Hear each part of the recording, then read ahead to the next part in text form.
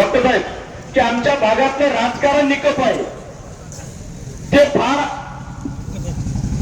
सूक्ष्मपणाने केलं जातं. राजकारणी आमचं ऐकतात, चर्चेला बोलवतील आणि चर्चेतूनच तोडगाला जरा निघेल अशी अपेक्षा आम्हाला आतापर्यंत होती, परंतु तसं झालं नाही.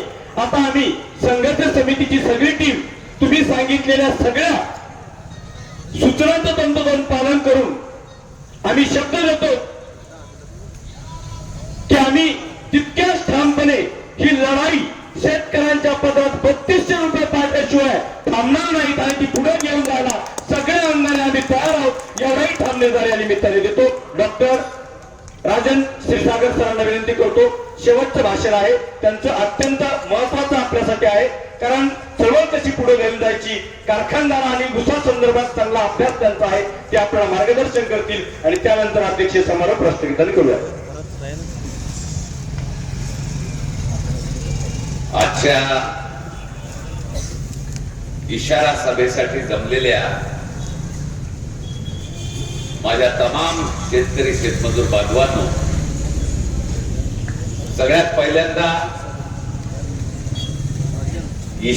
युवा शेतकरी संघर्ष समितीनं गेल्या 3-4 वर्षापासून या आपल्या गोदाकाठच्या शेतकऱ्यांचे प्रश्न ज्या जिद्दीनं लढवायचा प्रयत्न केलेला आहे आणि त्यात आता ऊस आंदोलनामध्ये एक कणखर भूमिका घेऊन रात्रंदिवस जे परिश्रम घेत आहेत आणि त्यातून हा लढा संघटित करण्याचा प्रयत्न करतायत, त्याच्याबद्दल मी सगळ्यात पहिल्यांदा त्यांचं मनपूर्वक अभिनंदन या ठिकाणी करतो. दोस्तांनो, ऊस जे आहे याला मी पृथ्वीवरचा कल्पवृक्ष म्हणतो. हा ऊस कारखान्यामध्ये टाका, साखर पाहिजे म्हणा, साखर तयार. हा ऊस कारखान्यामध्ये टाका, बीज पाहिजे म्हणा, बीज तयार. हा ऊस कारखान्यामध्ये टाकू द्या, मोटर गाडी चालवण्याकरता इथेनॉल पाहिजे, पेट्रोल पाहिजे, इथेनॉल मिळत. हे ऊस कारखान्यामध्ये टाकू द्या, कागद पाहिजे म्हणा, कागद आपल्याला मिळू शकेल. हे ऊस कारखान्यामध्ये टाकू द्या, तोंडाला लावायची पावडर पाहिजे म्हणा, पावडर सुद्धा तुम्हाला मिळेल. हे ऊस कारखान्यामध्ये टाका, निवडणुकीत वाटायला दारू पाहिजे म्हणा, ती दारू बी रगड त्यातून तयार त्या ठिकाणी करतात. हे पृथ्वीवरचा कल्पवृक्ष आहे. पण हे कल्पवृक्ष पिकवणारा आमच्या शेतकऱ्याच्या घरावरचे पत्रे निघाले नाही आणि त्याच्या 7-12 कर्ज कधी संपलं नाही. दोस्तांनो, ह्या गोष्टीचा जरा विचार करा. आपला शेतकरी तळ हाताच्या फोडाप्रमाणे या ऊसाला जपायचं काम करतो. नेमकं या ऊसाला खत टाकायची वेळ आणि आपल्या पोराची शाळा कॉलेज मधली फीस भरायची वेळ एकच आहे. आपल्या शाळा कॉलेज मधल्या पोराची फीस वेळेवर भरली नसेल, पण त्या ऊसाला आधी खत घातला असेल. दोस्त, आपल्या लेकीला पंचमीला बोलवायचे, दिवाळीला जावयाला बोलवायचं, आदर सत्कार करायची वेळ आणि ऊसाला खत औषधाची वेळ एकच आहे. एखाद्या वेळेस लेकीची बोलवण सुद्धा केली नसेल, पण या ऊसाला खत घालायचं, औषध टाकायचं काम या ठिकाणी केलंय. आणि हे तळ हातावरच्या फोडासारखा जपलेला ऊस, हे ऊस घेऊन जाताना कारखानदार आपल्याला भाव सुद्धा त्या ठिकाणी सांगतात. या ठिकाणी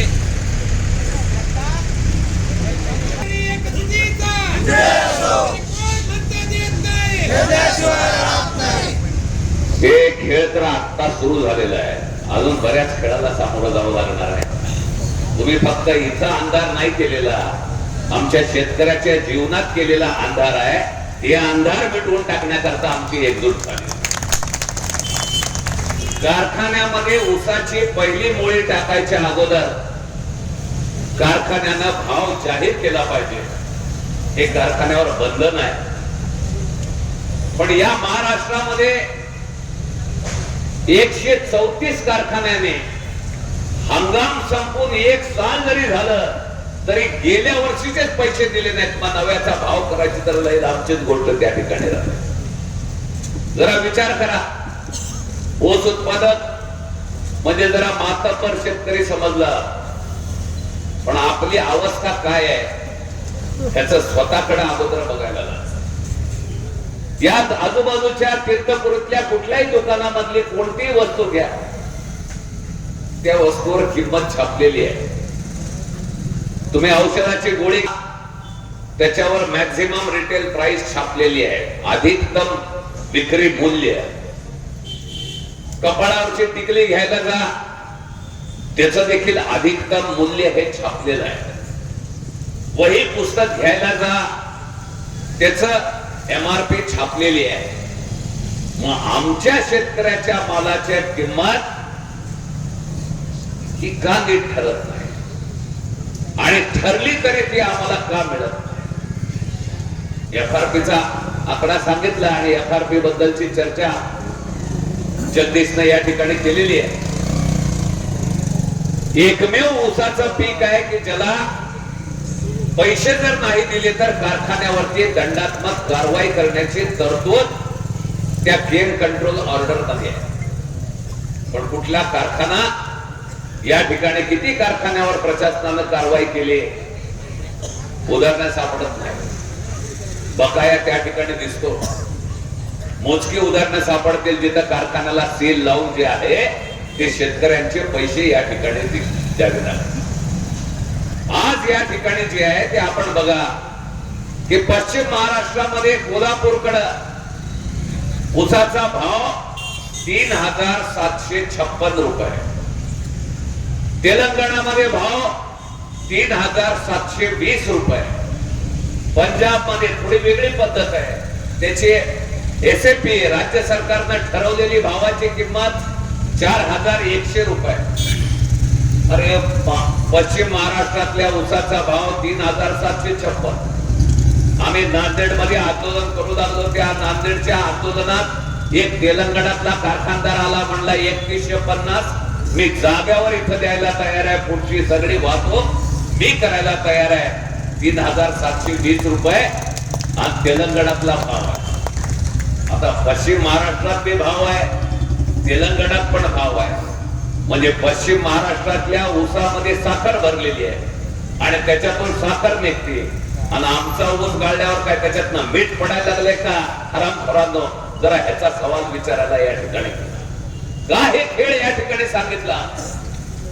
मराठवाड्यामध्ये रुपये कमी आहे म्हणून इथली व्हरायटी तिथली व्हरायटी काय फार मोठा फरक आहे याच्यातली गोष्ट नाही. व्हरायटी तीच आहे, मेहनत तीच आहे. मग कारखानदार जे आहेत हे लवाडी कशाच्या आधारे करायचा खेळ करतायत याचा शोध घ्यायची वेळ या ठिकाणी येतो. परळीला थर्मल आहे, त्या थर्मलवाल्याला विचारलं की बाबा थर्मल चालवायला खाणीमधून कोळसा आणावा, आणि मग त्या रेल्वेवाला आणवाले तुमच्या दारात आणून कोळसा टाकतात का?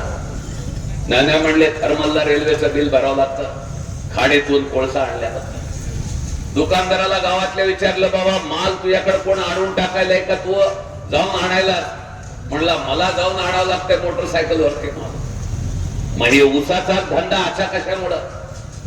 ही कारखाना चालवायचा आहे कारखानदाराला, आणि त्या तोडणी वाहतूक खर्चातला 1 किलोमीटर सुद्धा नाही, सगळ्याच्या सगळा खर्च शेतकऱ्याच्या बोकांडीवर मारायचा कार्यक्रम हे या देशामध्ये किती वर्ष या ठिकाणी चालणार आहे? जरा विचार करा दोस्तांनो. या 12 किलोमीटरची वाहतूक असले 40 किलोमीटर वाहतूक करून दाखवली गेलेली.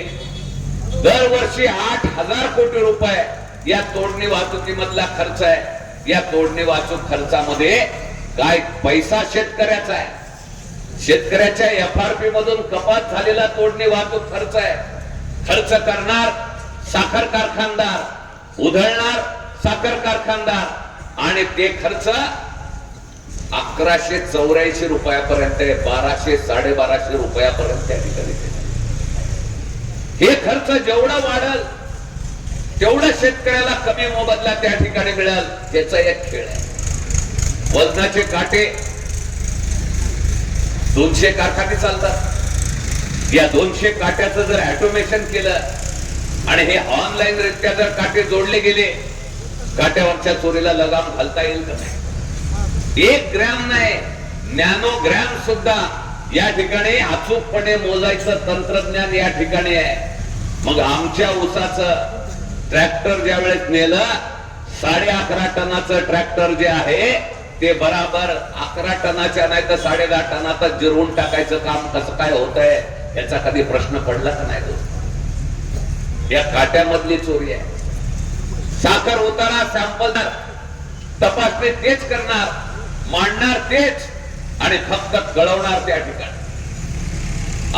आज जे कारखाने इथेनॉल तयार करतात ते ऊसाचा रसच त्या ठिकाणी इथेनॉल तयार करण्याकरता वळवून रस करतायत. या ऊसामध्ये जी साखर आहे त्याचं प्रमाण 13.5% पासून 14.5% पर्यंत आहे. तुम्ही साखर रिकव्हरी म्हणजे या ऊसामधली ऊसातून साखर बाहेर काढली किती, आणि जर तुम्ही काढली नाही तर ती मोलॅसिस मध्ये जाणार आहे, इतर पदार्थामध्ये ती साखर असणारच आहे. ही मोलॅसिस जे आहे त्याचं तुम्ही इथेनॉल करू शकता, स्पिरिट करू शकता, अल्कोहोल करू शकता. साखर तुम्ही कमी काढली म्हणून त्या मोलॅसिसचा ग्रेड बदलणार आहे, दुसरी उपउत्पादनं तुम्हाला घेता येणार आहे. ही लपवालपवीची आणि छपवाछपवीची जागा आहे. म्हणून तुम्हाला जरी वाटत असलं या ठिकाणी तरी खेळ जे आहे या साखर धंद्यामधला हे लपवा छपवीचा आणि लबाडीचा मोठा खेळ या ठिकाणी चाललेला. मुळामध्ये शेतकऱ्याला आपल्या उत्पादित मालाची किंमत जी आहे, बरोबर या ठिकाणी मित्रांनी सांगितलं 3 वर्षात 2दा ऊस आपण टाकतो आणि 3 वर्ष जगायचा आपला खर्च, मेहनतीचा खर्च, त्याचा हिसाब केलाय का दोस्त? जरा विचार करा या गोष्टीवर. आज या ठिकाणी जे आहे ते संपूर्ण गोदावरी पट्ट्यामध्ये आज ऊस उत्पादकाचं आंदोलन भडकलेलं आहे. सगळीकडे शेतकऱ्याला आशा आहे की या ऊसाच्या कांडक्यावर आपलं जीवन आहे. पुरामध्ये वाहून गेलो आपण, सोयाबीन कापूस वाहून गेलेला आहे, अतिवृष्टीमध्ये बर्बाद झालेलो आहे.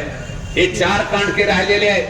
या कांडक्याचे जर पैसे चांगले मिळाले नाहीत तर मात्र आपल्या लेकरा बाळाचं शिक्षण पुरं होईल याची गॅरंटी नाही. एखादं पोरग परीक्षेत फीस देता आली नाही म्हणून परीक्षा न देताच थोबाडीत मारल्यासारखं घरला यायची पाळी कित्येक शेतकऱ्यावरती. एखाद्याचं ठरलेलं लग्न मोडल्याशिवाय राहणार नाही.